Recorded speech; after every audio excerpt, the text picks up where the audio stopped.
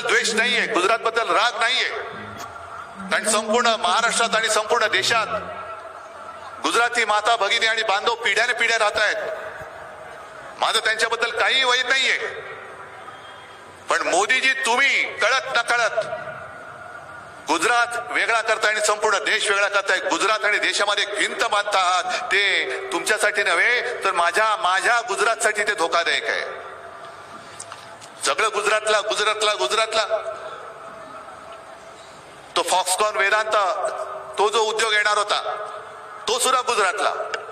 बरं, गुजरातला नेला तर नेला, पण तिकडे गेल्यानंतर तिथे जे काय कुठे होतं, डोलेरा का काहीतरी गाव होतं त्यांचं, त्या कंपनीने बघितलं आणि इकडे काय सोयी सुविधाच नाहीयेत. ती कंपनी देशाबाहेर निघून गेली. नाही म्हणे, आम्हाला यायचं नाही या देशामध्ये. आता सुद्धा 3 ते सेमी कंडक्टरचे काय कारखाने येणार होते उद्योग, जवळपास 1 लाख रोजगार त्याच्यात निर्माण होणार. त्यातले 2 उद्योग यांनी गुजरातकडे वळवले.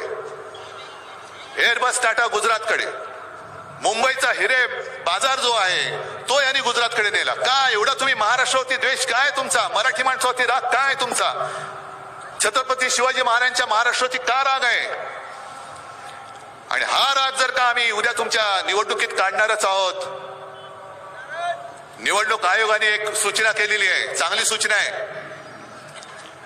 की निवडणूक प्रचारात जर का धार्मिक प्रचार केला तर कारवाई केली जाईल. मग त्या निवडणूक आयुक्तांना मी सांगतोय, तुम्ही माझ्या पक्षाचं चिन्ह आणि नाव काढलं, मी तर तुमचं नाव धोंड्या ठेवलेलंच आहे. निवडणूक आयुक्ताचं नाव मी धोंड्याच ठेवलेलं आहे. त्या धोंड्याला मी सांगतोय, अरे धोंड्या, हा जो काय तुम्ही फतवा काढलात तो पहिला पंतप्रधानांना लागू करा, तो पहिला गृहमंत्री अमित शहाना लागू करा. कारण आता मोदींचा चेहरा चालत नाही, मोदींची गॅरंटी चालत नाही. कर्नाटकच्या निवडणुकांमध्ये स्वतः मोदी बोललेले आहेत